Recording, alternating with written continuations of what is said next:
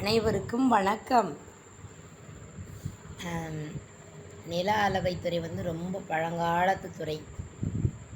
அதில் அதை பற்றி உங்ககிட்ட கொஞ்சம் பேசலான்னு இருக்கேன்.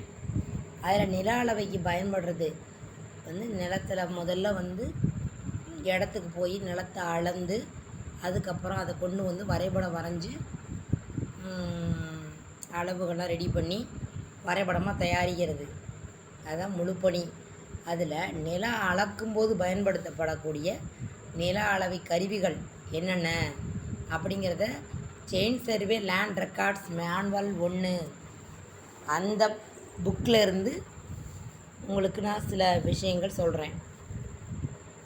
என்னென்ன இது பயன்படுது, என்னென்ன பொருட்கள் பயன்படுதுன்னா 20 மீட்டர் சங்கிலி, 20 மீட்டர் செயின்ஸ், அதுக்கு பேர் குத்துக்கட்டை, கிராஸ்டாப், ஊசிகள் அப்படின்னா ஏரோஸ், டேப், தியோடலைட் கருவி. இப்போ பயன்படுறது GPS and total station machines. First பேசிக்கில் அந்த காலத்தில் பயன்பட்டது சங்கிலி, குத்துக்கட்டை, ஊசி. அதுக்கப்புறம் டேப்பை வச்சு அளந்தாங்க. அதுக்கு முன்னாடி இடையிலேயே தியோடலைட் கருவி அப்படின்னா முக்கோணம், கோணமானி கல் மாதிரி கோணமானி வச்சு அளக்கிறது. இப்போ GPS global positioning system and total station அந்த மிஷினை வச்சு அளந்து நிலத்தை அளக்குறாங்க. அதுக்கப்புறம் அளந்துட்டு ஒரு ரஃப் ஸ்கெட்சாக ஒன்று வரைஞ்சிட்டு வந்துடுவாங்க.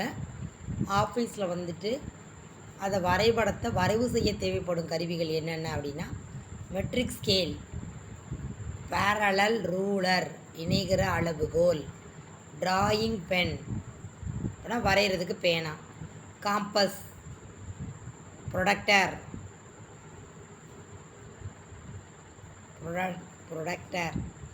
அதுக்கப்புறம் கம்ப்யூட்டிங் ஸ்கேல்னால் பரப்பை கணிக்கிற ஸ்கேலு. இவ்வளோ பொருட்கள் பயன்படுது.